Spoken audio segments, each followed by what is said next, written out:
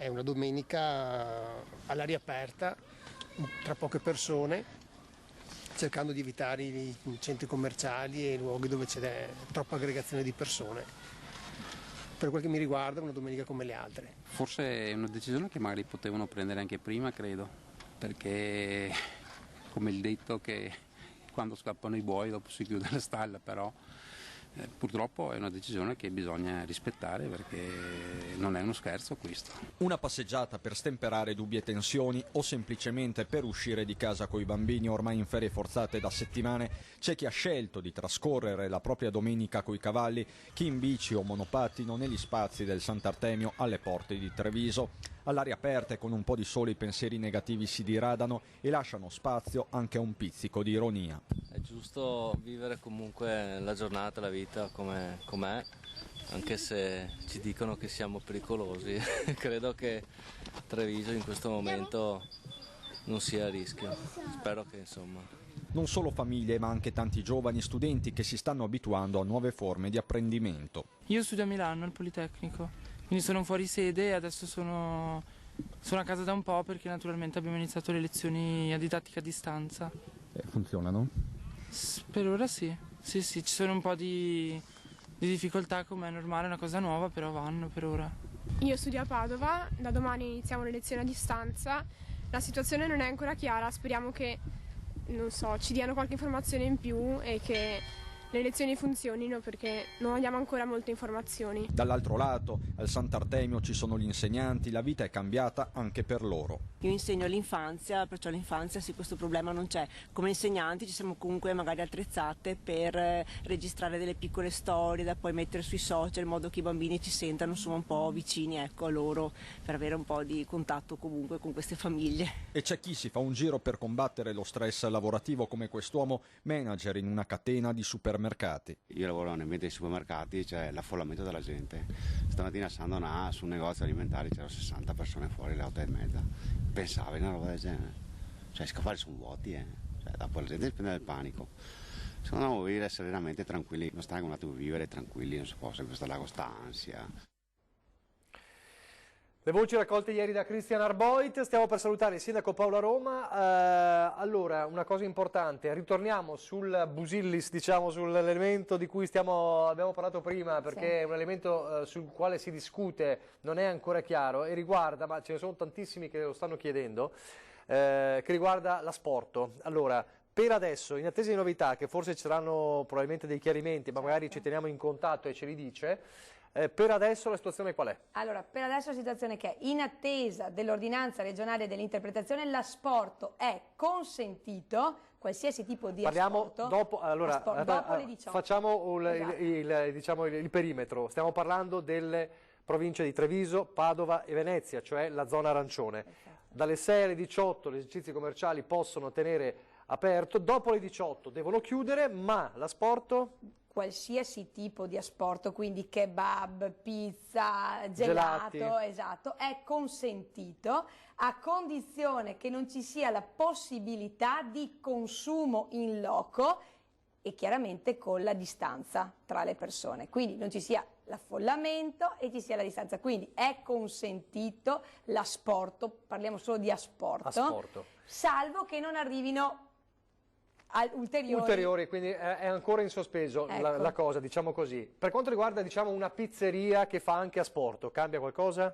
La pizzeria che fa asporto attendiamo di avere delle indicazioni se può essere assimilata, e questo lo avremo prossimamente nel prossimo corso delle prossime ore. Però per quanto riguarda solo l'asporto, al momento l'indicazione è che l'asporto è qualsiasi tipo di asporto dalle 18, solo asporto, evitando assemblamenti, evitando con la distanza del metro, è consentito. Dalle 6 alle 18 è consentito normalmente, tranne però sempre con il droplet, l'assembramento a distanza, eccetera. Benissimo. Quindi ci teniamo aggiornati dopo. Assolutamente ci teniamo aggiornati. Il modulo rimane questo. Ah, ecco, il modulo rimane... Il modulo rimane quello che facevate vedere prima, quindi rimane questo qui e quindi è confermato questo al momento. Benissimo, lo facciamo rivedere il modulo che hanno mandato i comuni, diciamo, sì. Il modulo dei comuni, ce l'abbiamo? Sì, che è questo qua praticamente. Ce l'abbiamo tra le immagini, Lo dico a Tony, modulo comuni. posso garantirti che c'è. Le immagini del modulo dei comuni, il modulo, diciamo, l'ho chiamato modulo comuni perché è quello che i comuni hanno, Sì, eccolo qua, esatto. Il modulo di autocertificazione. Esatto. È questo, resta questo, soltanto avrà sopra, diciamo, in calce Ministero dell'Interno, ma insomma questo è il modulo che rimane ed è stato come dire, confermato. Sì. Confermato.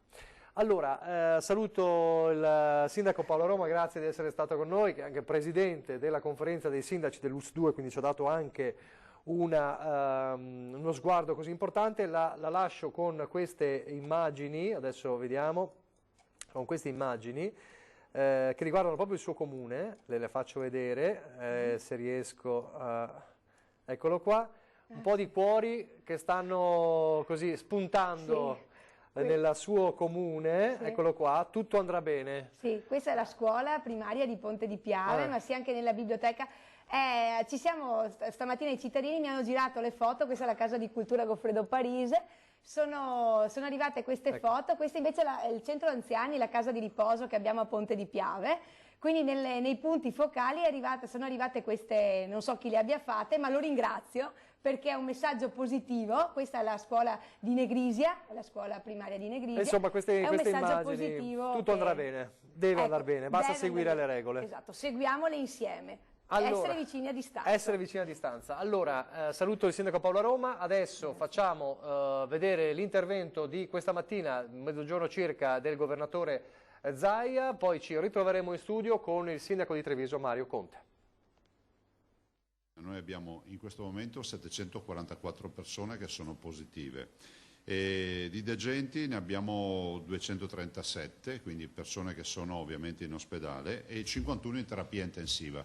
Le considerazioni da farsi sono che abbiamo ancora una tenuta assolutamente ragionevole del fenomeno rispetto alle terapie intensive. Dall'altro voglio anche dare una buona notizia, abbiamo i primi 30 dimessi, quindi il fatto che ci siano delle dimissioni ci fa capire chiaramente che tutte le attività che stiamo facendo vanno nella direzione anche poi del risultato delle cure. Tanto è vero che ho avuto informazioni da chi si occupa delle terapie intensive, abbiamo già dei pazienti in svezzamento, come si suol dire, no? Che stanno per essere stubati e riportati a condizioni di cura normali. E i deceduti sono una ventina, devo anche dire che nella tragedia umana, perché quando si parla di persone, potete chiudere la porta per favore, quando si parla di persone che hanno perso la vita, dietro ad ognuno di questi c'è una storia umana, è una tragedia familiare, e quindi ne dobbiamo parlare sempre con estrema prudenza e rispetto. Dico che rispetto ai casi clinici delle 20 persone che hanno perso la vita, siamo sostanzialmente in presenza nella quasi totalità o in gran parte di casi clinici con patologie pregresse, cronici, e persone che avevano assolutamente dei quadri clinici anche pesanti da un punto di vista clinico. Questa non ve la presento come giustificazione, dico semplicemente che rispetto alle linee guida dell'OMS è giusto anche classificare i deceduti in maniera opportuna, tant'è vero che io vi dico in via assolutamente prudenziale, noi abbiamo 20 decessi, ma dovranno essere poi certificati alla fine dalla filiera dell'Istituto Superiore della Sanità e quindi inviati all'OMS rispetto a quello appunto che poi sono le vere patologie che hanno portato a questi decessi. Lo dico perché qualcuno ormai a livello internazionale si chiede perché così tanti morti in Italia. Ho sentito anche questa mattina degli scienziati, degli esperti, degli autorevoli scienziati che dicono che uno dei grandi temi è quello della classificazione, quindi è fondamentale essere assolutamente rispettosi di una validazione che ci dovrà essere. Belle notizie, ieri è nato il primo bimbo a Schiavonia, un ospedale che abbiamo svuotato dopo i casi del 22 febbraio, vi ricordo che quell'ospedale su mia decisione è stato svuotato e siamo ripartiti, si riparte una nuova vita, quindi è nato il primo nato, Massimo si chiama, e penso che questo sia un bel segnale. Schiavonia, quello che io ho voluto mettere sostanzialmente tutto in quarantena questo ospedale, già da quella prima sera nella riunione della task force della provincia di Padova e poi della task force regionale, quella sera si fecero due si presero subito, diciamo, sostanzialmente 3 decisioni alla luce dei primi 2 contagi. La prima decisione è stata quella di ovviamente svuotare l'ospedale per fare un vuoto sanitario. Vi ricordo che in quel momento non sapevamo nulla e non conoscevamo questa bestia terribile del coronavirus. E il vuoto sanitario ci ha permesso ovviamente di organizzarci e di cominciare a ragionare rispetto al fatto che avendo Vo a pochi chilometri di distanza un presidio importante ci sarebbe comunque servito. Oggi noi sappiamo che questo ospedale è dedicato per 50 posti letto, cioè proprio per un reparto, a un Covid Center, come si dice, cioè un centro per il coronavirus. E resta la rimanente parte dell'ospedale, riprende la vita dell'ospedale normale, sperando che poi possa anche riappropriarsi dei 50 posti letto sottratti per il Covid Center.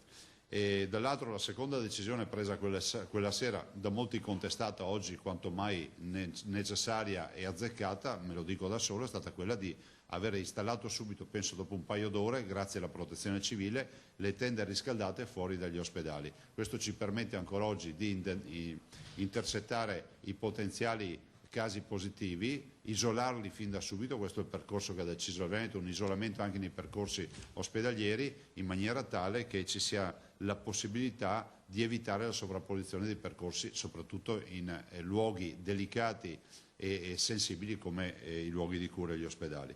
La terza decisione presa quella sera è stato il tamponamento, ovvero il test per tutti i cittadini di Vo. Perché abbiamo preso quella decisione? Per un semplice motivo, perché mi sono messo nei panni e ci siamo messi nei panni di 3.500 abitanti che di punto in bianco si trovano i riflettori del mondo accesi su di loro e soprattutto questi abitanti, io ho pensato da subito che non dovessero essere inquietati o angosciati dal fatto di pensare di essere positivi, negativi, di avere il virus o quant'altro. Domande logiche che una persona si pone davanti a una tragedia come questa, tanto è vero che abbiamo testato tutti i cittadini di Vo. Da questo test ne è nato un campione che da un punto di vista scientifico ha una valenza strepitosa, è l'unico esempio a livello internazionale di una comunità confinata con un cordone sanitario, testata e addirittura ritestata prima dell'apertura del cordone sanitario nello scorso weekend dall'Università di Padova, da uno staff guidato dal professor Crisanti per fini scientifici.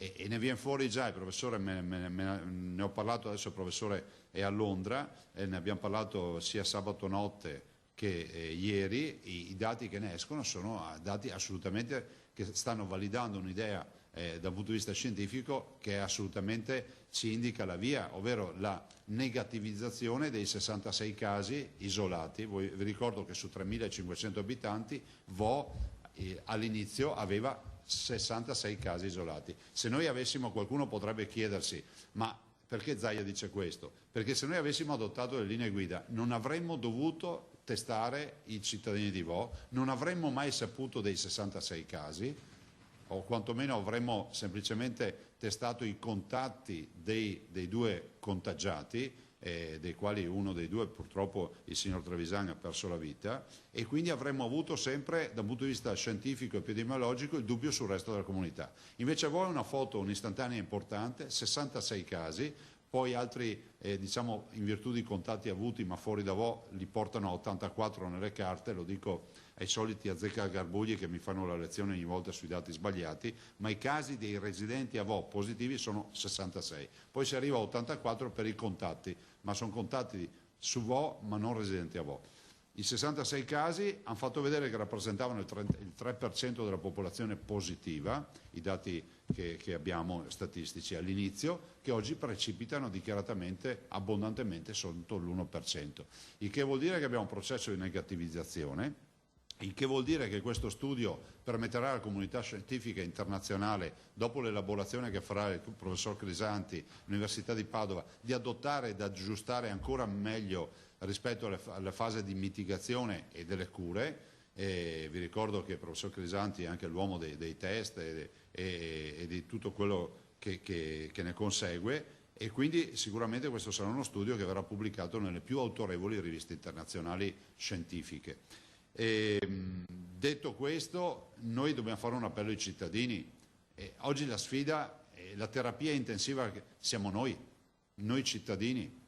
la vera cura al coronavirus siamo noi cittadini, nel rispettare le regole, nel fare in modo che il virus che c'è corra il meno possibile come velocità, perché più piano va il virus, meno collassiamo gli ospedali, e meno collassiamo gli ospedali, più qualità di cura garantiamo ai malati, e soprattutto ai malati gravi che hanno bisogno di cure semi-intensive e intensive. Penso che questa sia la vera sfida. Le regole sono sempre le stesse, perché al di là di decreti e di norme che vengono emanate, il cittadino deve sapere che quando ha un dubbio deve rendersi conto che, primo, non deve andare nelle zone affollate e non deve andare negli assembramenti, non si devono creare assembramenti.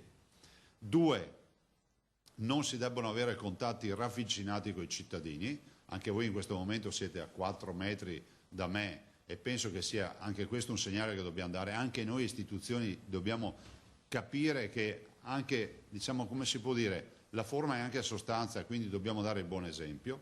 3, il tema ovviamente il contatto da vicino col cittadino, lo ripeto per l'ennesima volta, perché quando noi respiriamo e parliamo emettiamo vapore acqueo. Il vapore acqueo può veicolare il coronavirus, può veicolare anche altri patogeni per la verità, e questi possono essere inalati per via orale o per via nasale dall'interlocutore. Le 3 vie di ingresso del virus nel corpo umano sono sostanzialmente la via orale, quindi la bocca, il naso, la via nasale, e le congiuntive degli occhi.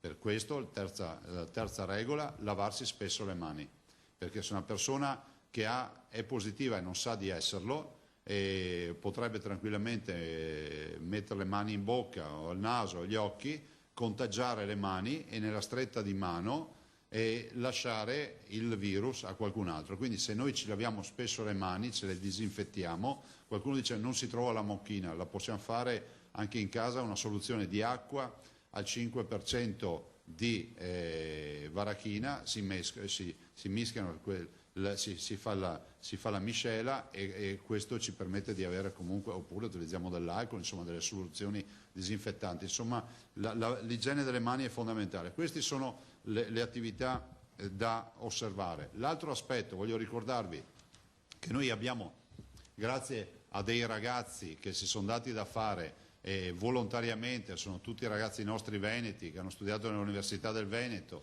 si sono dati da fare, hanno creato questa pagina di Instagram, voglio dirlo perché è la prima in assoluto, penso a livello internazionale, non solo nazionale, da subito, si chiama Viral Veneto, e lì si coinvolgono ovviamente persone famose, persone che comunque sono note, conosciute. Qualcuno ha detto ma Zaia parla di influencer. Sì, parlo di opinion leader, perché tradotto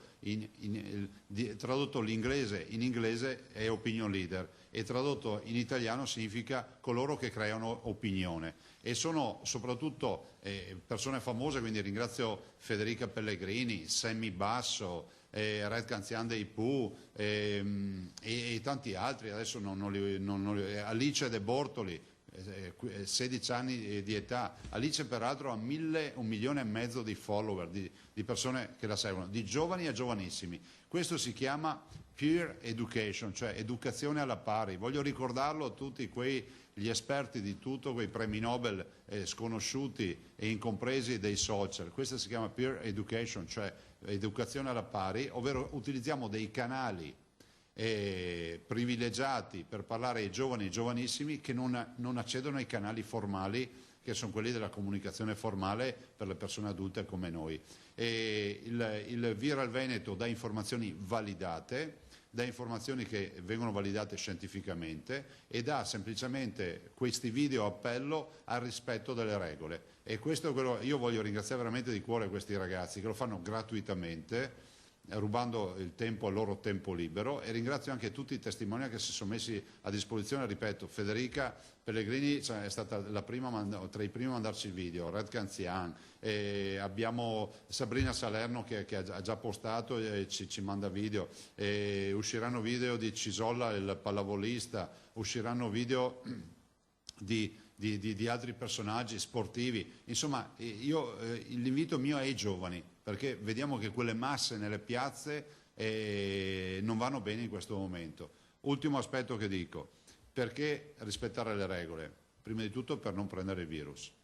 2, perché dobbiamo dimostrare senso di responsabilità, senso di solidarietà nei confronti di quei cittadini che non si possono permettere di avere il virus.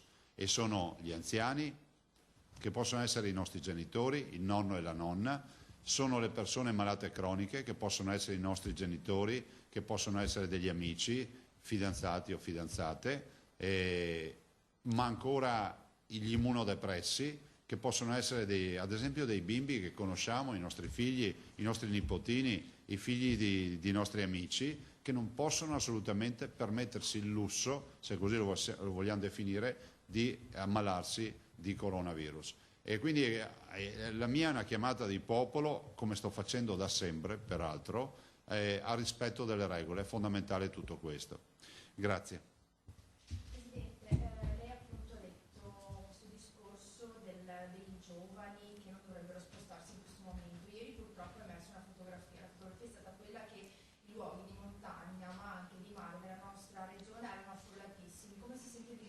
Ma guardi, rispetto a questo io dico che è fondamentale, purtroppo la comunicazione ha avuto un'evoluzione dal pre-virus, quindi dalle prime notizie della Cina ad oggi ha avuto una comunicazione, ha avuto un'evoluzione. Non facciamo il processo alle dichiarazioni, però è innegabile che siamo passati da vale meno di un'influenza a non preoccupatevi perché i ragazzi non hanno problemi e interesserà solo gli anziani, guardate che è qualcosa di più serio, per cui, e questo non è accaduto solo da parte delle istituzioni, è accaduto perché le istituzioni poi sono la gran cassa di risonanza di quello che è la comunità scientifica. Ci sono fior di esperti che un mese fa, 2 mesi fa parlavano di virus simili influenzali, di mortalità dell'influenza che ne dà di più di questo virus e altre menate del genere. Noi non siamo qui a fare il processo a questo, siamo qui a dire ai ragazzi, attenzione, primo, non è vero che i ragazzi non si ammalano. Questo lo dobbiamo dire. Non è vero che i ragazzi non si positivizzano, non è vero. Posso darvi anche, e vi daremo anche uno spaccato della situazione del Veneto per fasce di età. Ovvio è che i ragazzi rispondono al virus in maniera molto più, veloce e rappresentano l'80% dei positivi che guariscono naturalmente. Dopodiché abbiamo una categoria del 15% che ha bisogno di cure ospedaliere, ed infine una categoria del 5% che ha bisogno di terapie intensive. All'interno di questa categoria c'è la mortalità. La mortalità di questo virus oggi, che era definita sotto l'1%, sembra che dalle nuove statistiche della letteratura scientifica sia portata intorno al 3%.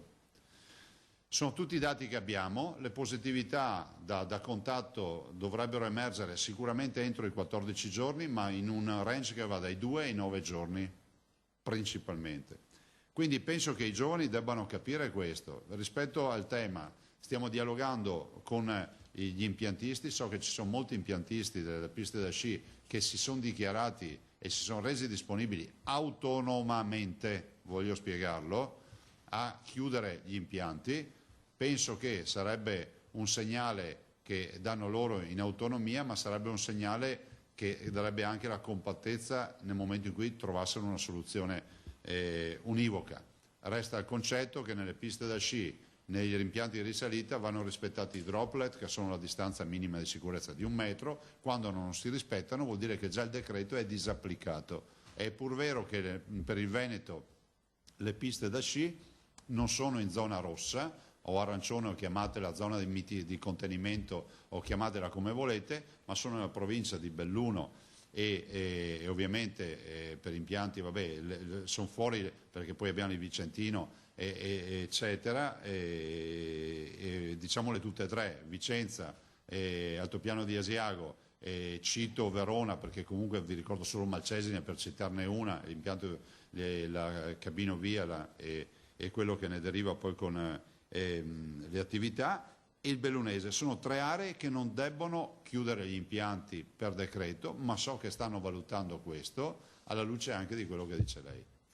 E tra l'altro lei, per quanto riguarda appunto le 3 province in zona rossa, ieri ha chiesto al governo lo stralcio di queste 3 province. Ha ricevuto risposte in merito a questo? Ma guardate, questo non è un caso che si è mai aperto e neanche ha necessità di chiudersi. Vorrei essere chiaro, ho semplicemente detto che siccome il decreto prevede, il DPCM, il decreto del Presidente del Consiglio dei Ministri, prevede il sentite le regioni, siccome non c'è stata nessuna modo di sentirsi in quella notte, noi abbiamo chiesto semplicemente quale fosse la base scientifica per valutare i nostri 3 cluster, Treviso, Vicenza e Padova. E visto e considerato che i nostri tecnici dicono guardate che soprattutto su Treviso e Venezia, Treviso, Venezia e Padova, su Treviso e Venezia i cluster non sono della popolazione ma sono ospedalieri, cioè c'è un malato che ha contagiato ricoverati e sanitari e quindi si sono creati dei cluster fra l'altro all'interno dell'ospedale che sono sotto controllo e se non ricordo male oggi ad esempio su Treviso si dovrebbe ripartire con la geriatria risanata. Tutto qua, non abbiamo assolutamente nessuna ribellione in corso, non abbiamo mostrato i muscoli e mi spiace che qualcuno voglia sempre leggere ogni interlocuzione in questa maniera. Del resto io le ho già provate queste cose perché quando mi sono permesso di dire un mese e mezzo fa, sono stato il primo penso a dirlo, pensiamo all'isolamento fiduciario degli studenti che arrivano dalle zone infette, sottolineo infette, non ho detto da tutta la Cina, l'ho anche scritta sta roba assieme ai colleghi governatori. Per il rientro nelle scuole, apriti cielo, mi è stato detto che questo è un atto di ghettizzazione, di razzismo, di limitazione della libertà. Vedo che oggi tutti parlano di isolamento fiduciario, quindi molto probabilmente, come si dice, invito a qualcuno di evitare di fare lezioni quando l'altro ieri erano dall'altra parte della barricata. Presidente, mi siamo in diretta con il TG Veneto su TV a Vicenza. Che cosa possiamo dire alla cittadinanza in merito alla sanità? Sappiamo in questo momento la sanità lombarda essere in forte crisi. È preoccupato di questa situazione o meglio che questa situazione possa arrivare anche in Veneto? Ma guardi, intanto non trovo giusto che ci siano, ma non lo dico a lei perché vedo dalle domande di qualche suo collega, non trovo giusto che ci sia il paragone con la sanità lombarda per voler cercare di dimostrare che qualcuno è più bravo e qualcuno di meno. Penso che ogni sanità ha la sua storia. Va la mia piena e totale solidarietà al collega Attilio Fontana e a tutta la sua squadra. E l'ho detto anche stamattina, non è escluso che addirittura il virus abbia avuto delle mutazioni anche diverse da zona a zona, perché questa è un'altra delle teorie sulle quali si sta lavorando.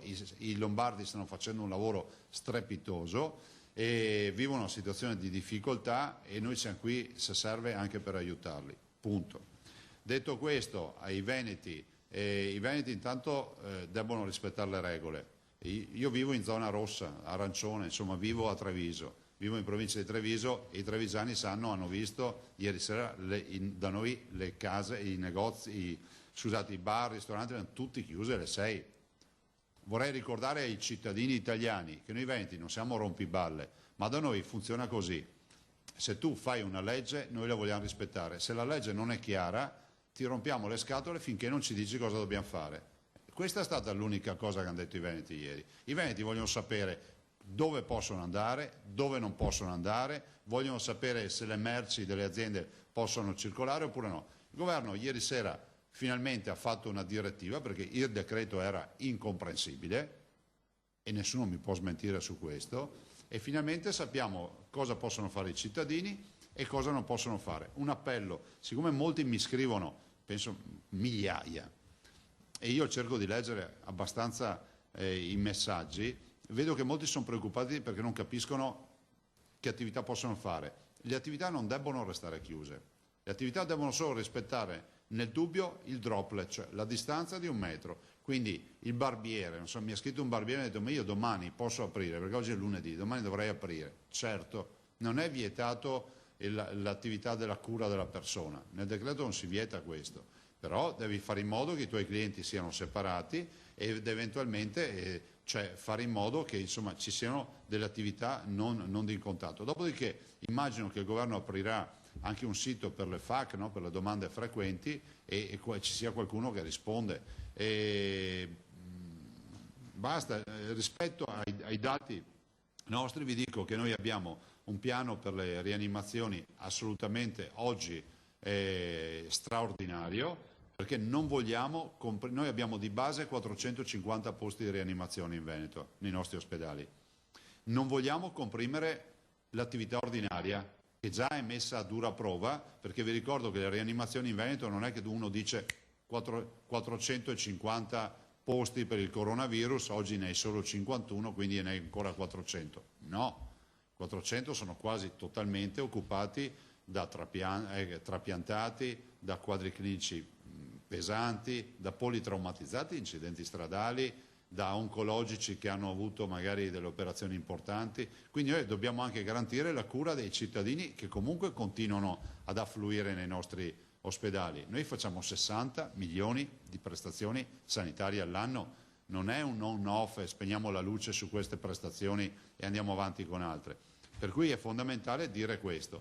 Ditelo ai veneti che oggi abbiamo la prova provata intanto di una sanità che funziona, e questo va diretto a tutti quelli che hanno tentato di screditare la nostra sanità in questi ultimi mesi. 2, che tutto quello che vi sto dicendo noi lo stiamo facendo con la sanità pubblica, perché come ho sempre sostenuto io, noi non abbiamo mai ceduto ai privati la sovranità della gestione pubblica della sanità, non abbiamo mai fatto scelte per cui abbiamo dato ai privati degli interi settori, tanto è vero che stiamo gestendo tutto col pubblico, quindi il mio ringraziamento va a tutti i nostri operatori. I privati non sono un problema, se avremo necessità in un momento di crisi estrema cercheremo di attivare collaborazioni anche con loro, magari che so, con pazienti che hanno bisogno di una protesi a un ginocchio urgente piuttosto che altre attività ospedaliere, ma di certo il coronavirus è affrontato tutto nel pubblico, con un pubblico che sta dimostrando di performare bene.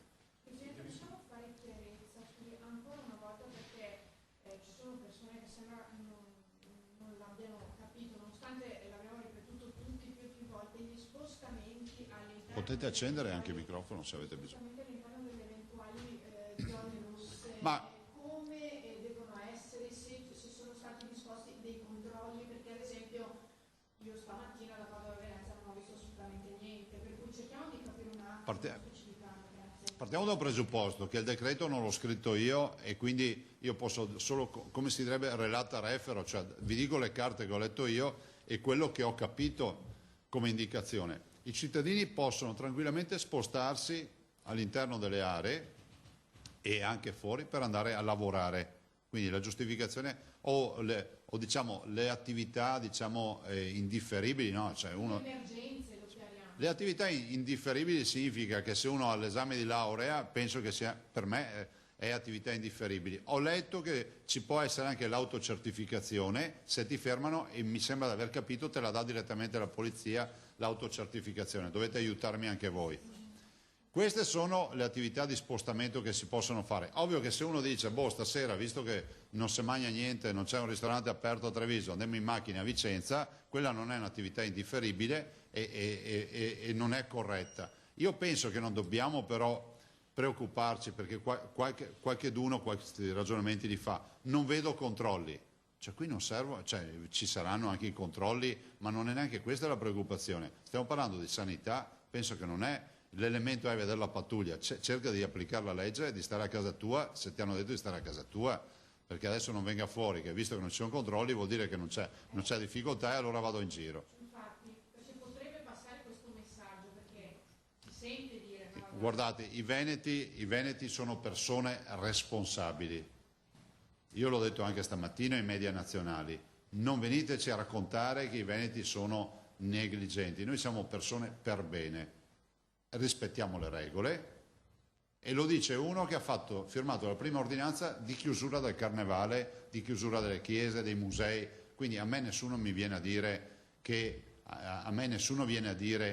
che non abbiamo voglia di rispettare le regole. L'abbiamo dimostrato per primi, perché le ordinanze più pesanti le abbiamo firmate noi.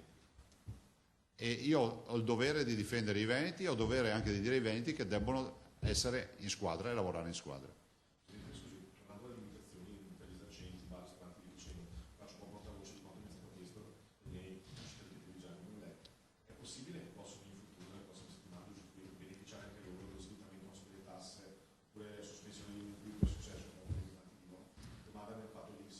Ed è una domanda ricorrente, grazie Gatto, è una domanda ricorrente che ci viene fatta spesso. Io dico decisamente sì, anche perché adesso dovrebbe essere pubblicato il decreto, quello di, fra virgolette, economico, no? Quello dei 7 miliardi e rotti, ma non so neanche se basteranno, che prevede tutta una serie di misure. Vi ricordo che quel decreto è stato negoziato con l'audizione dei governatori. Noi governatori abbiamo detto cassa integrazione in deroga. In deroga vuol dire che non serve essere una grande industria, uno può avere anche una piccola attività e avere necessità di mettere in cassa integrazione, quindi avere ammortizzatori sociali per i 5 dipendenti che ha, 6 dipendenti che ha. Dall'altro tutta una serie di misure, io sono convinto, di aiuto alle imprese che hanno perso redditualità. Noi abbiamo persone disperate che ci chiamano perché magari sono, come si può dire, nella fase iniziale delle loro attività. Dà fastidio? Sì. Basta dirmelo, grazie. Nella fase iniziale delle loro attività, e per questo motivo magari sono proprio nella fase più critica, perché è quella che bisogna incassare al massimo per pagare i debiti. Queste imprese devono essere aiutate. Questa è la voce che noi abbiamo portato al governo e dovrebbe essere scritto tutto nel decreto. Se non avete altro io vi saluto. Quindi, ricapitolando, 744 persone positive, 237 sono i degenti, 51 terapia intensiva, 20 deceduti e i primi 30 dimessi. Mi permetto di dire che cominciamo, e ve lo ricordo, a svezzare dalla terapia intensiva, per cui cominceremo anche a dimettere sempre più cittadini. Ovvio che la sfida è quella di contenere il contagio. Grazie e buon lavoro. Da Paola Roma. Così allora l'intervento questa mattina che abbiamo visto in diretta del governatore Luca Zaia dell'unità di crisi a Marghera. Ci ha raggiunto intanto il sindaco di Treviso, nonché presidente di ANCI Veneto, Mario Conte. Buon pomeriggio. Buon pomeriggio a tutti. Rieccoci in studio. Ieri lei ci ha mostrato in anteprima il modulo di autocertificazione che poi abbiamo fatto rivedere anche questa mattina. Allora, una cosa importante ci ha lasciato poco fa, ovviamente per dare il cambio poi anche al sindaco Mario Conte, il sindaco Paola Roma, con la quale eravamo in ballo sulla questione dell'asporto. Allora, vi diamo l'indicazione perché Paola Roma si è sentita con il prefetto di Treviso. In attesa, dice Paola Roma, ha sentito il prefetto, in attesa che si raccolgano i quesiti e si provveda con ordinanza regionale, l'interpretazione è la seguente: che l'asporto, anche kebab, rosticceria, gelato, che non è solo pizza, è consentito a condizione che non ci sia la possibilità di consumo in loco. Le pizzerie dove normalmente mangiate dopo le 18 possono solo fare asporto. Questo è l'orientamento, salvo che non ci siano sviluppi ovviamente nelle prossime ore. Questo chiaramente riguarda la zona di Padova, Venezia e Treviso dopo le 18. Prima delle 18 si può fare, ovviamente in entrambi i casi tra le 6 e le 18 devono restare in vigore le misure di contingentamento, il cosiddetto droplet, che è quello che stiamo tenendo anche in questo momento con il sindaco. Buongiorno, allora buon pomeriggio. Un'altra giornata intensa, immagino. Le tante domande di oggi erano appunto su cosa dobbiamo fare, come dobbiamo muoverci, eccetera. Com'è la situazione a Treviso? Sì, oggi siamo alle prese con innumerevoli chiarimenti per i cittadini che certo. si vedono... Li ha già un po' chiariti il governatore Luca Zaia oggi, li stiamo chiarendo un po', però insomma è bene sempre ribadire. Toccati anche nelle abitudini, no? Certo. E quindi è comprensibile che ci sia un po' di confusione, e l'invito che io faccio è quello alla calma e al buon senso, nel senso che se noi diamo una chiave di lettura a questo decreto corretta, cioè che l'obiettivo del decreto è quello di evitare la diffusione del virus e il contagio tra le persone, dobbiamo evitare tutto ciò che uno non è necessario fare, e due tutto ciò che in realtà ci porta a frequentare locali o ambienti affollati. Quindi credo che con poche regole riusciamo a gestire questo periodo, che è sicuramente un periodo complicato, sicuramente è un periodo al quale noi non eravamo né abituati né preparati, ma credo che la città e i cittadini lo stiano affrontando nel migliore dei modi, e quindi li ringrazio. Fondamentale è capire che questa, come dicono un po' tutti gli esperti, è una settimana cruciale, quindi questa settimana, anche le altre evidentemente, ma in questo caso veramente è importante seguire le indicazioni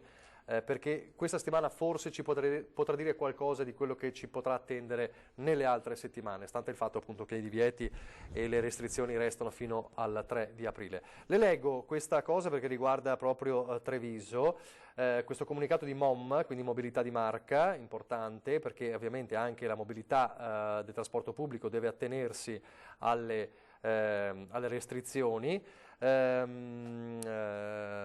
Stiamo mettendo in atto, dice il Presidente Colladon, tutta l'iniziativa a tutela di clienti e lavoratori. La situazione del comparto trasporto pubblico è estremamente grave per il calo dei passeggeri e la necessità di dare garanzie ai lavoratori non in servizio. Allora, norme di comportamento per l'accesso agli autobus, quindi tenete ben presente queste indicazioni. Che a tutela della clientela e dei lavoratori si informa che è necessario osservare le seguenti norme di comportamento per l'accesso agli autobus MOM. Primo, per salita e discesa utilizzare le porte centrali e posteriori, vietato salire e scendere dalla porta anteriore, quindi centrale o posteriore. Munirsi di biglietto a terra, è sospesa la vendita a bordo. Mantenere una distanza interpersonale di almeno 1 metro, il cosiddetto droplet, distribuendosi all'interno dell'abitacolo, vietato occupare la prima fila. Evitare situazioni di affollamento alle fermate e nei mezzi, attendere la corsa successiva se necessario. Non consumare cibi e bevande, non lasciare alcun tipo di rifiuto all'interno dei mezzi, seguire le raccomandazioni per la prevenzione stabilite dal Ministero della Salute. Le norme sono comunicate in tutti gli autobus tramite cartellonistica e monitor e anche attraverso il sito dell'azienda. I servizi di biglietteria sono garantiti nel rispetto delle norme del DPCM, quindi le distanze di 1 metro. La biglietteria centrale di Treviso è aperta con orario consueto dalle 7 del mattino alle 19, da lunedì al sabato. Gli altri punti vendita possono subire limitazioni di orario anche in relazione alle misure restrittive relative ai pubblici esercizi. In considerazione della decretata sospensione delle attività scolastiche, evidentemente sono sospese le corse scolastiche. Circolano le corse feriali e festive, feriali non scolastiche e giornaliere, sospese le corse indicate con la lettera S nelle tabelle orarie. Questo per quanto riguarda gli autobus, era importante appunto dare anche questa informazione. Un capitolo importante riguarda il commercio, anche in città, insomma, cosa possiamo dire? Vabbè, il commercio che è sicuramente uno dei settori che più sta soffrendo questa crisi. Noi faremo di tutto per sostenerli, soprattutto una volta superata la crisi, perché adesso l'obiettivo degli amministratori, e qui se mi consente apro una piccola parentesi anche sul ruolo dei sindaci, perché è un ruolo, Presidente di Enci Veneto, insomma. No, ma è un ruolo molto delicato, nel senso che noi siamo in una posizione centrale di equilibrio tra la preoccupazione e gli aspetti giustamente sanitari e la preoccupazione e gli aspetti legati anche all'economia del territorio.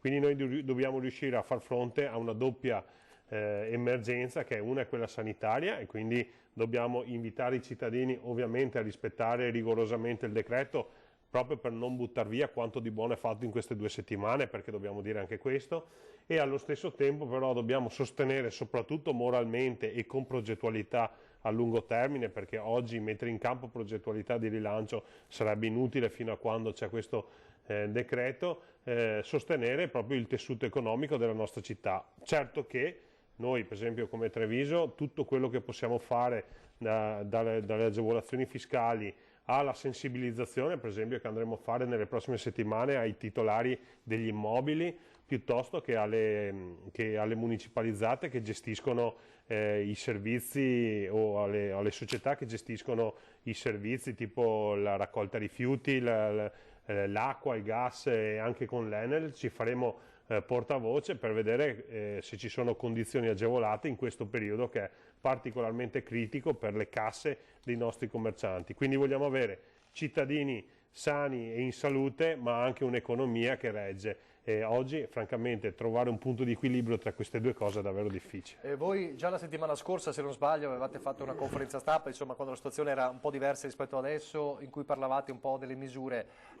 Chiaramente poi la situazione è diventata quella che è, quindi ci sarà ulteriore bisogno per la città di Treviso, parlo come sindaco. No, assolutamente. Noi abbiamo in cantiere tutta una serie di iniziative proprio che serviranno per rilanciare una terapia d'urto che dovremo mettere in campo appena passata questa emergenza. Quindi stiamo già dialogando con i gestori dei parcheggi, stiamo organizzando eventi che possano avere respiro nazionale, quindi attirare qui persone, cioè dovremmo rimboccarci tutte le maniche. Oggi però è il momento dei sacrifici, lo dico perché se noi non ci mettiamo tutti quanti a remare dalla stessa parte, cercando ognuno di noi di tutelare i propri piccoli interessi, rischiamo di danneggiare il grande lavoro che la sanità veneta sta facendo e soprattutto rischiamo di prolungare questo periodo di grande sofferenza. A questo proposito, un comunicato di Confcommercio Treviso: mentre imprese, cittadini e consumatori metabolizzano l'impatto del decreto nel primo lunedì da zona rossa, anche se non è proprio zona rossa, ufficialmente si chiama zona arancione, Confcommercio della provincia di Treviso, in stretto contatto con i vertici sanitari e la prefettura, dipana i tanti dubbi delle imprese e ogni ASCOM territoriale è a disposizione dei soci. Quindi ecco, chiaramente chi ha i dubbi non solo chieda alle istituzioni, diciamo, politico-amministrative, ma chiaramente nel caso del commercio chieda ad ASCOM, ad esempio. 2 i cartelli di cui i negozi e pubblici esercizi di Treviso e provincia sono dotati: il cartello con la regola droplet e il cartello con le indicazioni sanitarie aggiornate. Si tratta di una delle iniziative proattive rivolte al commercio che sta dimostrando iniziative responsabili di vario genere. Molti piccoli esercenti, per ridurre la presenza nei negozi e la vicinanza, hanno già avviato il servizio di prenotazione della spesa via mail o telefono e di consegna a domicilio, dimostrando piena consapevolezza della situazione di emergenza. Questa è una battaglia di tutti, ha detto il presidente di Confcommercio Federico Capraro. Si vince anche con la comunicazione chiara, corretta, diffusa nel territorio, vetrina per vetrina, e questo è importante anche questo. Sì, un sacco di iniziative che noi sosteniamo in un momento veramente particolarmente delicato e soprattutto un'emergenza che non ha uno storico, quindi tutti noi dobbiamo ingegnarci per capire come venirne fuori. Sono ecco, convinto vediamo proprio l'avviso alla clientela, eccolo qui, ci sono i 2 tipi di avviso: questo, avviso alla clientela, mantenimento della distanza di almeno 1 metro, e poi il droplet, e queste sono le misure di prevenzione igienico-sanitarie che ci sono nelle vetrine. Scusi se l'ho interrotta. No, stavo dicendo che bisogna ingegnarsi e cercare di far squadra in un momento che è davvero delicato e che nessuno, tra l'altro, in passato ha vissuto come stiamo vivendo noi come amministratori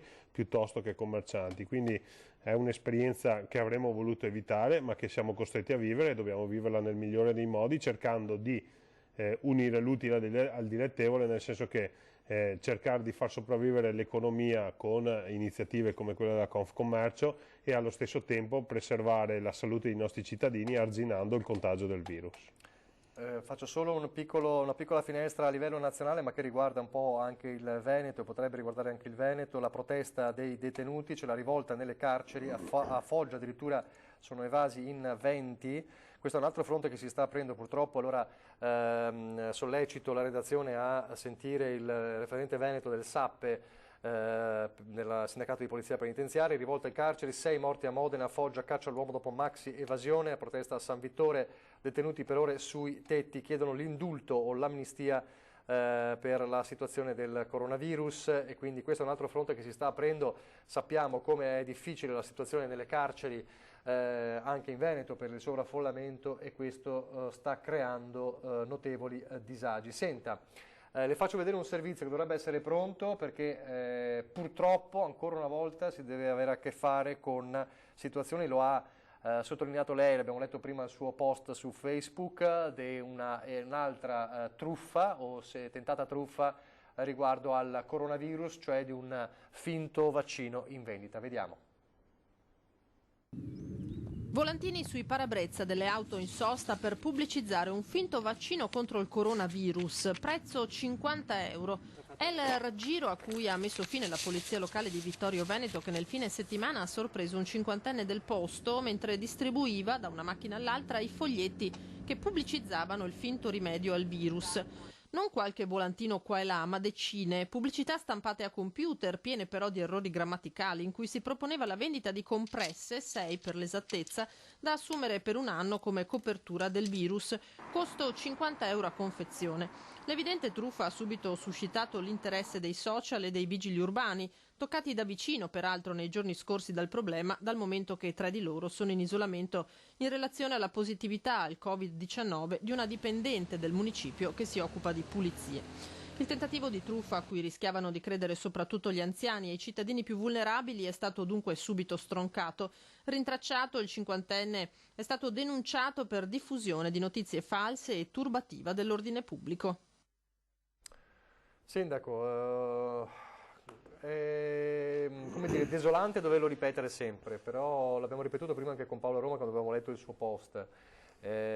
Qui non è tanto a questo punto l'appello alla gente, sperando appunto che la gente abbia capito che se c'è un vaccino, a parte che non c'è ancora, si parla di un vaccino sperimentale ma negli Stati Uniti eccetera, ma chiaramente non viene venduto così, ma a parte questo che possiamo dire? No, che dico che purtroppo per l'ennesima volta nei momenti di difficoltà saltano fuori i balordi, no? E allora io l'invito che faccio ai cittadini, adesso la polizia locale è entrata in possesso del materiale che queste persone stavano distribuendo e stanno facendo delle indagini anche con l'utilizzo delle videocamere di sorveglianza.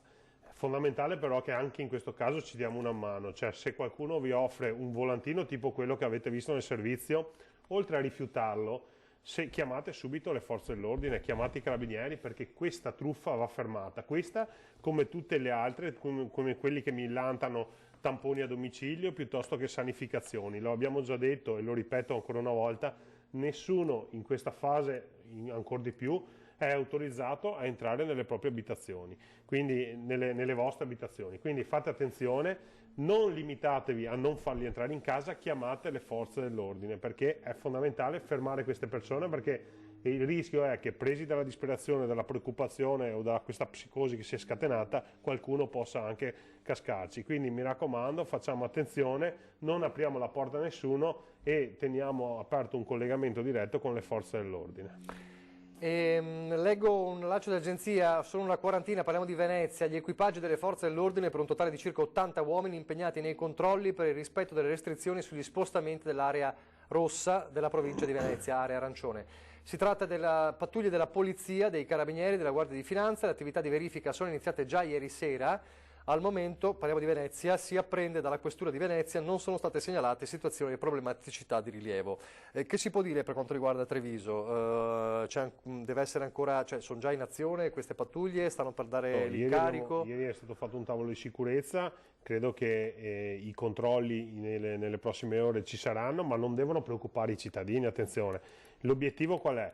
Limitare il contagio, quindi di conseguenza tutto ciò che possiamo evitare di fare, dobbiamo evitare di farlo, quindi cerchiamo di uscire il meno possibile da casa, limitiamoci agli impegni, quelli inderogabili di lavoro, piuttosto che visite mediche, piuttosto che esigenze primarie. Se abbiamo quella necessità c'è l'autocertificazione, che tra l'altro la novità è che la trovate anche proprio se una pattuglia delle forze dell'ordine vi ferma, potete sottoscriverla in quel momento, esatto, purché dimostrabile, quindi mi raccomando, non facciamo i furbi, ma non facciamo i furbi non tanto per bypassare il decreto, perché metteremo a repentaglio il grande lavoro, il grande sacrificio che tutti i veneti della provincia di Treviso, Padova e Venezia stanno facendo per cercare di limitare quello che è un problema che oggi è sotto controllo.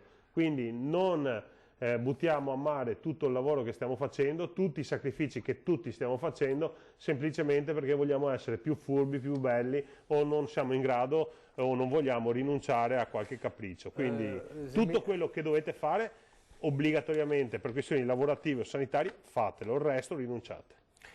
Ci raccontava Lucio Zanato prima in diretta nella prima parte di questa edizione straordinaria che aveva appunto approcciato qualche persona che andava appunto dalla polizia locale per chiedere, e c'era una signora che diceva: io devo andare dal parrucchiere, ma devo andare per forza al parrucchiere che sta in provincia di Padova perché vado sempre lì, e gli è stato spiegato che non è una necessità evidentemente, no? Esatto, no, stiamo parlando di questo, come le gite sulla Restera piuttosto che la passeggiata in piazza. Se possiamo rinunciare in questo periodo, e credo che possiamo rinunciare, cioè non è la passeggiata di 10 minuti per prendere la boccata d'aria, però cerchiamo di non farci prendere la mano, rispettiamo rigorosamente quanto scritto dal decreto e ricordiamoci che lo facciamo per noi stessi, per le persone che ci stanno vicino e per tutta la comunità. Prima ne veniamo fuori, meglio è. Tra l'altro i numeri sono incoraggianti, perché seppur con una crescita che comunque era prevista, è una crescita comunque controllata e sotto controllo, e il sistema sanitario sta reggendo, a differenza della Lombardia che è un po' più in difficoltà. Allora, siccome la Lombardia non è lontanissima, non dobbiamo abbassare la guardia, dobbiamo stare attenti, dobbiamo seguire le indicazioni. Lo dobbiamo anche per rispetto alle decine, centinaia di medici, infermieri e operatori sanitari che stanno facendo un lavoro incredibile per la tutela nostra e dei nostri cari. Sottolineava appunto il sindaco, i 744 è il numero per adesso dei contagiati, però un dato che magari a volte si tralascia è quello che ci sono 30 dimessi, e quindi questo è un altro lato. E in più la negativizzazione di moltissimi dei casi positivi di VO. Sì. E quindi questo è un altro elemento importante. E l'altro elemento, secondo me, che è molto importante, è giusto dirlo, che il basso numero di casi di positività è legato comunque a un altissimo numero di tamponi, quindi è ancora più positivo la chiave di lettura di questi tamponi, perché se voi andate a vedere altre regioni hanno un numero molto basso di tamponi e un numero relativamente basso di positività, perché se noi andiamo a vedere in realtà il confronto tra numero di tamponi e positività, il Veneto è preso molto bene da questo punto di vista, ma questo non vuol dire che dobbiamo rilassarci, che dobbiamo prendere sotto gamba il problema, significa che dobbiamo continuare ad impegnarci, perché più ci impegniamo, prima risolviamo questa questione legata soprattutto alla salute, e prima usciamo dalla zona rossa, che quindi ci consente poi di rimettere in piedi l'economia, le attività, il lavoro, la quotidianità, le scuole. Allora ci chiede David, telespettatore David, potete chiedere al sindaco Conte, si possono andare a trovare i genitori? Dall'autocertificazione sembra di no. Allora, la questione è me lo dica lei, allora, poi se vuole. Premesso che se io sto qui ad ascoltare le innumerevoli domande, ci saranno domande a cui si può dare una risposta certa, altre dove bisogna affidarsi al buon senso. Allora, ovvio che se i genitori hanno delle esigenze particolari di salute, di necessità alle quali non riescono a far fronte da soli, nessuno vi impedisce di andare ad aiutare i genitori. Se la visita ai genitori è tranquillamente rimandabile tra 15-20 giorni, o si può far sentire la vicinanza attraverso una telefonata, credo che in questo momento sia più opportuno, ma soprattutto a tutela di quei genitori, attenzione. Certo. Se invece i genitori hanno delle necessità di andare a fare degli acquisti in farmacia piuttosto che al supermercato, piuttosto che sono debilitati per altre questioni, mantenendo comunque le regole base, quindi la distanza, le eventuali mascherine se si hanno, se c'è qualche problema influenzale, la pulizia delle mani, eccetera, nessuno vi mette in galera se andate a trovare i genitori. Attenzione, non vorrei che passasse anche un messaggio opposto. Dobbiamo però tutti, in modo responsabile, cercare di limitare le uscite. Cioè, quello che lo ribadisco ancora perché è fondamentale dirlo, se dovete andare dai vostri genitori per andare a bere un caffè, evitate, no? Voglio dire, sentirsi lo si può fare anche al telefono, visto che anche gli anziani ormai usano gli smartphone. Una delle necessità previste, situazioni di necessità, al di là dei motivi di salute, è proprio quello di, ad esempio, portare dei medicinali. Vogliamo evitare che i nostri nonni facciano la spesa magari in situazioni affollate, li andiamo a fare noi e poi gliela portiamo. Questo può essere una situazione di necessità che è prevista dall'autocertificazione. Questo è il concetto, quindi speriamo di aver chiarito le idee a David che ci ha chiamato. Tenendo anche conto che le forze dell'ordine che sono distribuite nel territorio per effettuare i controlli non è che sono dei robot insindacabili con i quali non si può dialogare, sono delle persone umane, capiscono anche loro la situazione, se gli si spiega qual è l'esigenza sono sicuro che troverete comprensione, quindi non spaventiamoci e non perdiamoci in un bicchiere d'acqua. Capisco che l'anomalia della situazione stia generando un po' di preoccupazione, però secondo me è tutto molto più semplice di quanto sembra. Diciamo che e soprattutto dobbiamo ricordarci che dobbiamo farlo per noi stessi, per i nostri cari, per le famiglie e per le persone che ci stanno vicino. Diciamo che a fare impressione, no, è stata è la sanzione, nel senso che si parla dell'articolo 150 fino a un massimo di reclusione di 3 mesi, ma perché lo dice il codice, diciamo, è una situazione conseguenziale. È chiaro che poi peraltro il famoso divieto assoluto, importante da sottolineare, divieto assoluto di mobilità, e per chi ha anche è positivo deve stare assolutamente in casa, mentre per il resto sì.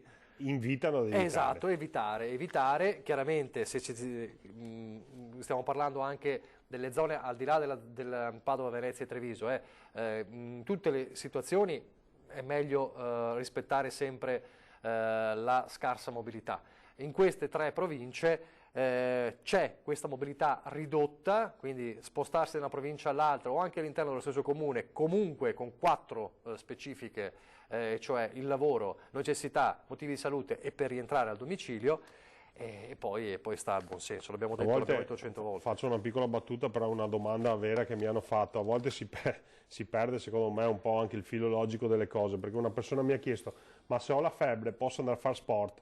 Ma sport con la febbre non lo si faceva nemmeno prima del coronavirus. No? È che diciamo che spuntano fuori delle domande quindi che prima non si sarebbero mai fatte.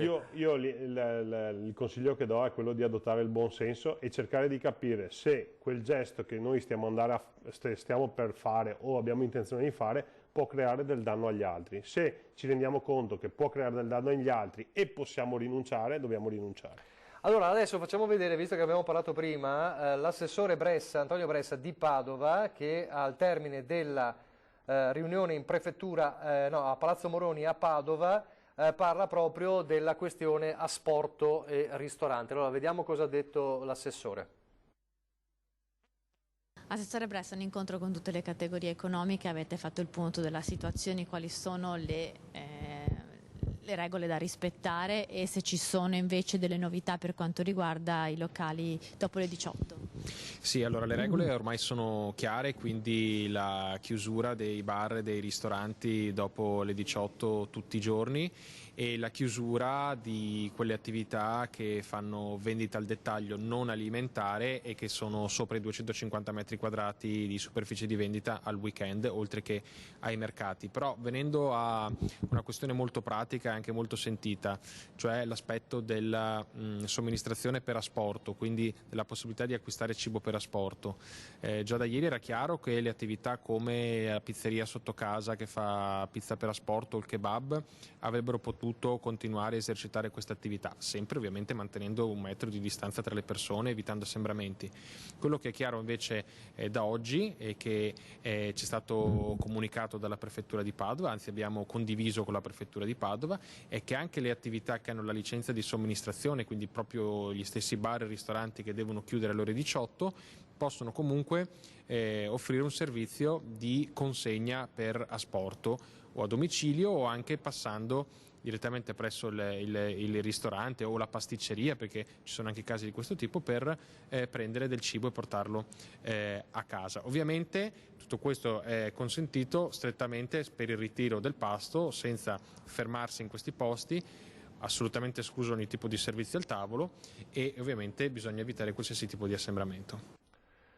Altre domande si stanno arrivando, ma prima volevo far vedere una cosa per tornare a parlare della situazione traffico, chiaramente ridotto certamente nella giornata di oggi. Chiunque si sia messo in auto stamattina ha notato questa cosa. Il nostro Ferdinando Avarino, che ci sta raggiungendo e che questa sera sarà impegnato dalle 19.30, perché lo ricordo e va sottolineato, questa sera alle 19.30 nel telegiornale di Treviso ci sarà il governatore Zaia con noi, insieme a Ferdinando Avarino, che poi avrà anche la puntata, condurrà ovviamente la puntata di Ringa dalle 21.15 con Andrea Zanoni del Partito Democratico, Roberto Ciambetti della Lega, Presidente del Consiglio regionale, e Elena La Rocca del Movimento 5 Stelle. Dalle 22.15 una voce importante della ricerca scientifica come il professor Giorgio Palù, virologo di Padova, quindi appuntamento da non perdere alle 21.15. Alle 19.30 avremo Luca Zaia, il governatore, qui con le ultimissime novità insieme a Ferdinando Avarino, che appunto ci sta raggiungendo. Guardate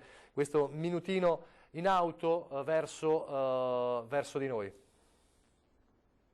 Allora, questa è la situazione in A4 in questo momento, direzione tra il Veneto e Trieste per esempio. Guardate, è molto più libera rispetto agli altri giorni, molti meno camion che di solito si devono addirittura incolonnare nella corsia di destra. Di certo c'è qualche camion in meno, anche se le merci, come sapete, continuano a circolare, ma di sicuro ci sono pochissime auto davvero, e si scorre molto più tranquillamente rispetto al solito. Questo è uno degli effetti, per esempio, del decreto che si può vedere con esempio tangibile proprio sull'asfalto di questa parte d'Italia, che è tra le più ricche e in questo asse di collegamento tra il Veneto e il Friuli Venezia Giulia.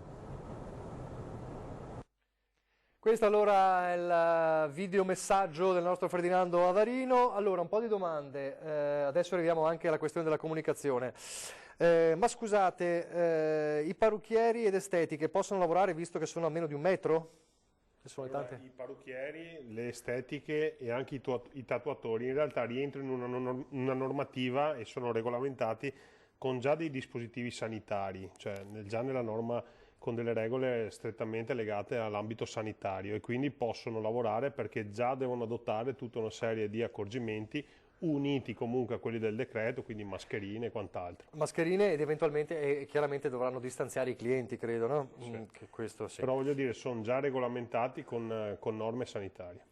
Volevo sapere se non è un'assurdità che gli ATA, il personale diciamo delle scuole non scolastico, non docente, devono recarsi a lavoro in scuole chiuse, quindi prendere treni, autobus, cosa che viene evitata di far fare agli studenti. Lo trovo una cosa non sensata. Sarebbe da sollevare questa cosa a chi di dovere. Mi sembra una discriminazione nei confronti di noi lavoratori, gli ATA, rispetto ad allievi e docenti. Preciso che il mio paragone è riferito al comparto scuola e non ad altre categorie ben più esposte.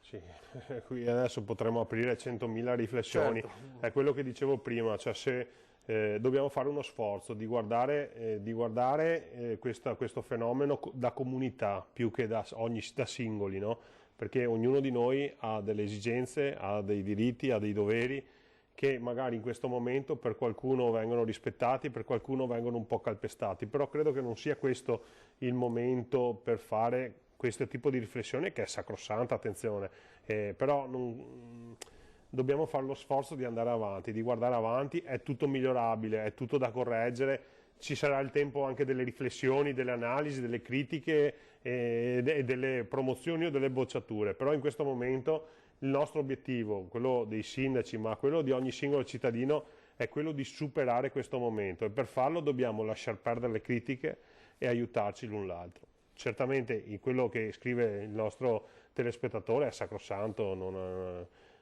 però voglio dire, non dipende da nessuno che è seduto all'interno di questo studio. No, assolutamente. Ne leggo un'altra, ma solo per poi introdurci alla questione della comunicazione, anche di come voi sindaci poi avete saputo del DPCM. Volevo sapere, ma le persone come fanno ad andare a mangiare in un ristorante se non si può uscire? Questo è un altro degli obiettivi. Allora, la questione è questa, non è che non si può uscire, tant'è vero che il ristorante e il bar è aperto fino alle 18. Allora, se dovete andare a mangiare una pizza e per forza dovete andare in un'altra provincia, non potete farlo perché non è, non rientra nella necessità. Se non avete fatto la spesa perché non c'era più niente e volete andare in un ristorante, la cosa è aperta, sapete però che dovrete sottostare a delle regole di distanziamento, eccetera, eccetera, che sono predisposte dai ristoranti e non oltre le 18. Se non è proprio necessario non andate, però non è anche il per divieto. Anche per chi sta lavorando la necessità del ristorante a mezzogiorno è importante. È importante, allora se andate sapendo che dovrete rispettare delle regole di distanziamento, il droplet, ci saranno queste regole, non sono chiuse le attività commerciali, lo ha detto anche Zaia, e così anche per il parrucchiere. Ci saranno delle situazioni un po' particolari, questo è chiaro. Allora, lei è stato abbastanza critico ieri nella... ecco, un'altra cosa, le lo chiedo, ma lo chiedo perché ce l'ho qui, insomma. Figlia, dunque, un caso, ci scrivono, la figlia abita ad Altivole, deve fare stage a Cassola con la scuola, ore obbligatorie, può andare? Però di questo invito l'utente a contattare il dirigente scolastico per capire se gli stage sono confermati. Io credo che o se non sono confermati. In base a questo, adesso dopodiché credo che sia una questione lavorativa a questo punto, se lo stage, però anche qui è una sfaccettatura che bisogna andare ad analizzare tra le righe del decreto e eventualmente Se ci sono dei dubbi, come in questo caso, che non trovano risposta dettagliata, bisogna contattare la prefettura, perché il referente per il decreto ministeriale è sicuramente la prefettura, che però in questi giorni, così come Antena 3, così come i comuni, così come il cellulare del sindaco, sono intasati di chiamate, quindi un po' di pazienza e troverete risposta a tutto. Ripeto, il ragionamento deve essere sempre lo stesso: se quello che stiamo facendo o che stiamo per andare a fare può mettere a repentaglio la sicurezza, creando contagio per la persona e per le persone vicine, va evitato. Esatto, il consiglio del sindaco è importante per chi ci ha scritto, chiaramente dovrete, per chi ci ha scritto, per questa famiglia che diciamo, ha questo problema di collegamento al Tivoli-Cassola, dovrete chiaramente sentire anche il dirigente scolastico per capire se lo stage è confermato, se è rinviato, se è sospeso. Potrebbe rientrare nelle comprovate esigenze lavorative oppure nelle situazioni di necessità se sono ore obbligatorie, però dopo torneremo a vedere anche tutte le attività legate agli istituti scolastici, formazione, corsi di formazione, università sono sospesi. Quindi bisogna capire se lo stage rientra nella categoria istruzione piuttosto che lavorativa. Però questo lo sa solo il dirigente. Il dirigente scolastico, o magari anche una telefonata col datore di lavoro per capire se ha indicazioni diverse. Allora, dicevo prima, insomma, ieri, anzi tra sabato sera e poi domenica mattina, il gran caos, voi come istituzioni vi siete un po' risentiti. Ieri, oggi è tornato su questo argomento Zaia proprio nella conferenza stampa dicendo vabbè, noi abbiamo chiesto questa cosa allo stralcio, non c'è nessuna polemica, noi chiaramente chiediamo, perché siccome siamo ligi e siamo persone per bene, se ci danno delle indicazioni vogliamo dei chiarimenti. Lei vuole sottolineare anche come però è arrivata questa comunicazione? No, premetto che non c'è nessuna volontà di fare polemica politica, però credo che il rispetto istituzionale non possa essere calpestato. Allora, la verità è che io sono venuto a conoscenza che Treviso sarebbe entrata nella zona rossa perché ho ricevuto centinaia di messaggi sul cellulare alla sera alle 20:30 dove mi sono state girate delle bozze di decreto ministeriale e noi non avevamo, a parte nessuno ci aveva avvisato, ma non c'era nemmeno l'idea che Treviso potesse entrare in una zona rossa. Anzi, se vi ricordate, il giorno stesso si parlava dell'ipotetica opzione di togliere la zona rossa anche a Vo-Euganeo, quindi eravamo proiettati in tutt'altra direzione. Può starci che il comitato scientifico del Ministero abbia deciso questo, però credo che una telefonata al governatore piuttosto che ai sindaci dei territori o al presidente delle 3 province, voglio dire, a chi vogliono, purché ci sia un collegamento con i territori che vengano informati per primi di una misura di tale impatto nel nostro territorio. Io credo che sia stato veramente un brutto gesto quello di aver scaricato sui sindaci questa patata bollente, questa responsabilità e questa ondata di preoccupazione che ha travolto cittadini e sindaci compresi, perché i sindaci sono caduti dalle nuvole tutti quanti, me compreso, cioè abbiamo passato una notte a far fronte a richieste di chiarimenti su una cosa che non sapevamo in alcun modo che esistesse. Però ripeto, ormai ci siamo dentro, cercheremo e stiamo cercando e lo stiamo facendo di lavorare nel migliore dei modi, perché non è detto che si possa uscire anche prima se i risultati saranno favorevoli.